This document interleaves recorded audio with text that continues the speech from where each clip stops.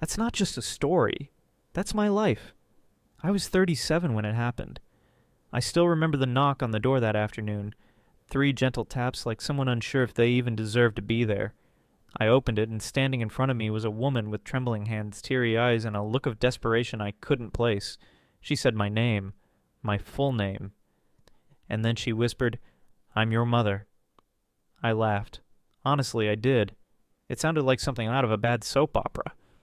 I told her my mom died giving birth to me. Everyone knows that.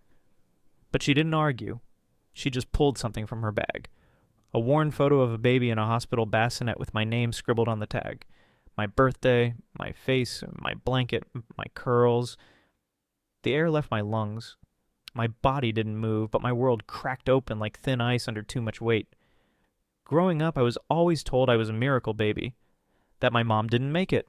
My dad, who passed away when I was in college, never spoke much about her. The woman who raised me, my stepmom, came into my life when I was 5. She was kind, gentle, but she wasn't the one who gave me life. That person, I was told, died the day I was born.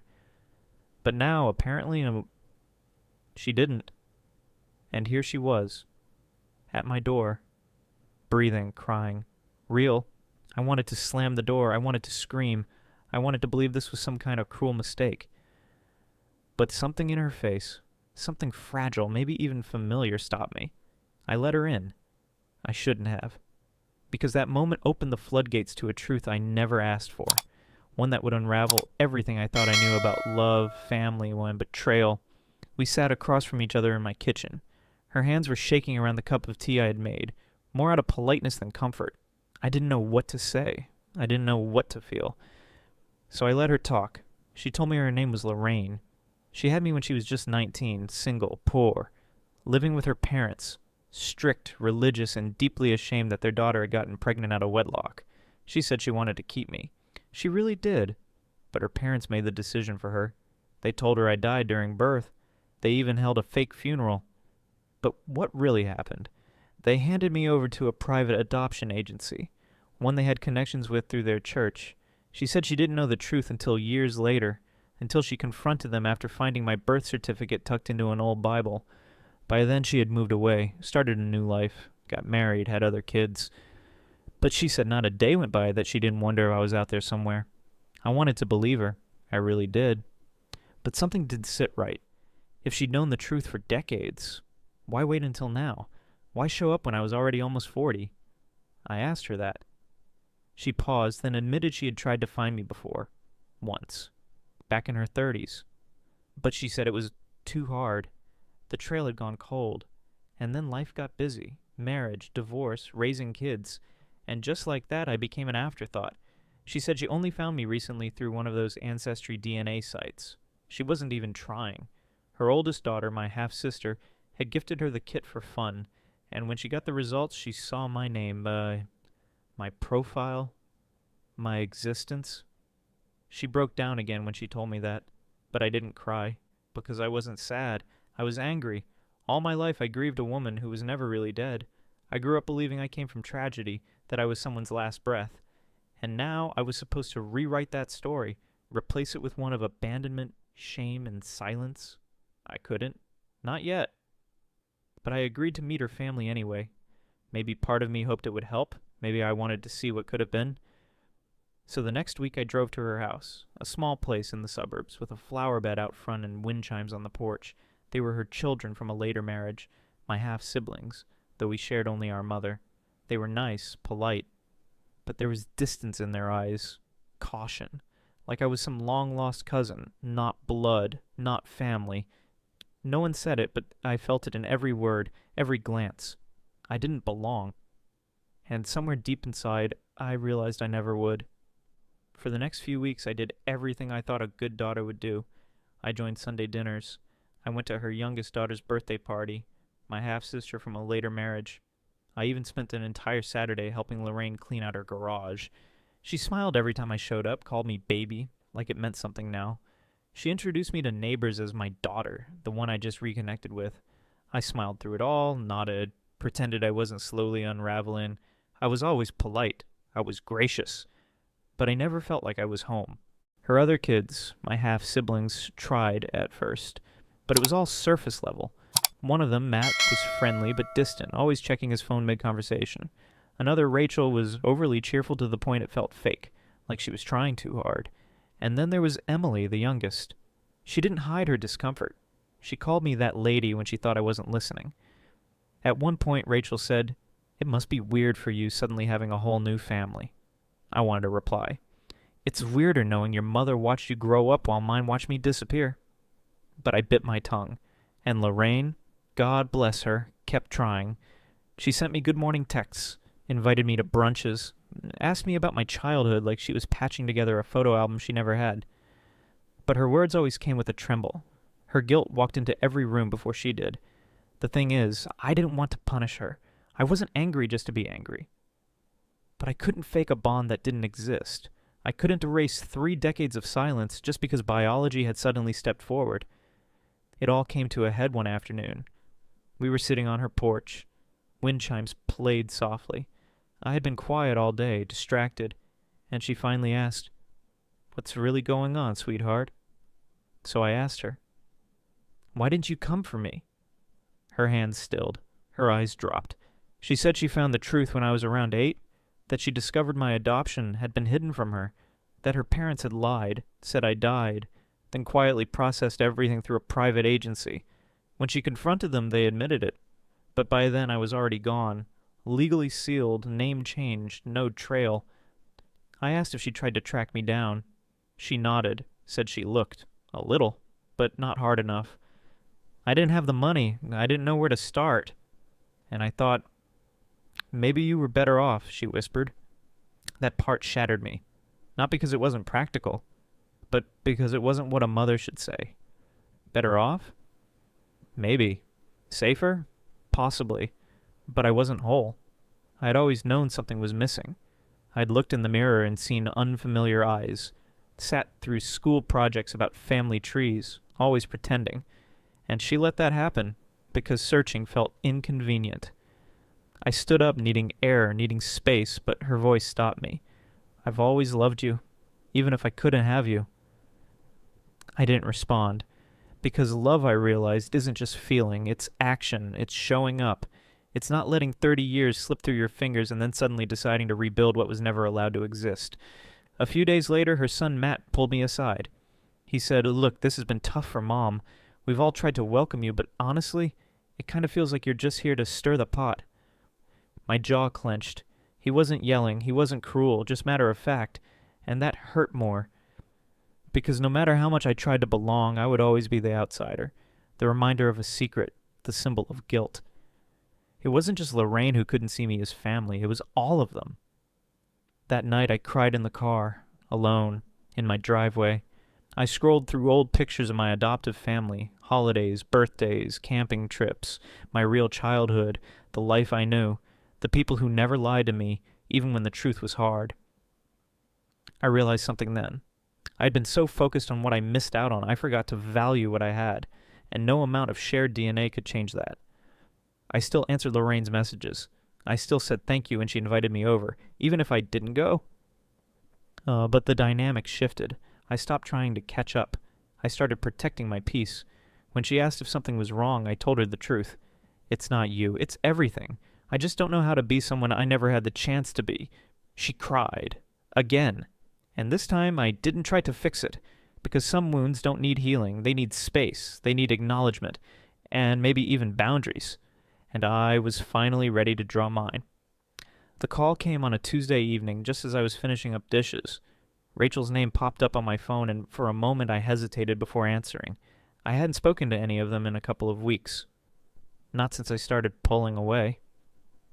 But curiosity got the better of me. "Hey," she started, her tone overly upbeat like she was trying to soften what was coming next. "So, we've all been talking. About Mom." Here we go, I thought. "She's not doing great," she continued. "Nothing serious, but her blood pressure's been all over the place, and she's been forgetting stuff. Just little things. But it's enough to worry us. Matt and I both work full-time, and Emily's barely holding it together with school, and we were wondering..." Yeah, pause. "You think you could stay with her a couple nights a week? Maybe take her to her doctor's appointments?" I didn't respond right away. I wanted to see if she would realize how wrong it was to ask me that. But she just kept going.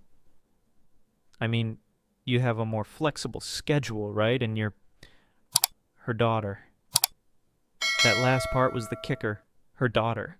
I wanted to scream. To ask Rachel what that even meant to her. Because if I was just another daughter, why hadn't they treated me like one? Why had I been met with polite smiles and guarded silences instead of love and warmth?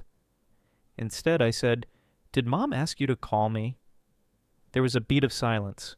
Then Rachel admitted, "Not directly. But she's too proud to ask. We thought it might be something you'd want to do." I told her I'd think about it, but I already knew the answer. A week passed. Then Lorraine called me herself. Her voice sounded more fragile than usual, like she was trying not to let me hear the weariness in it. She talked around the subject, as always. How the doctors were running tests, how she hated feeling like a burden. She said, "I don't expect anything from you." But it was followed by a long, loaded silence. I wanted to believe her, but everything in her tone screamed the opposite. It wasn't the request that hurt.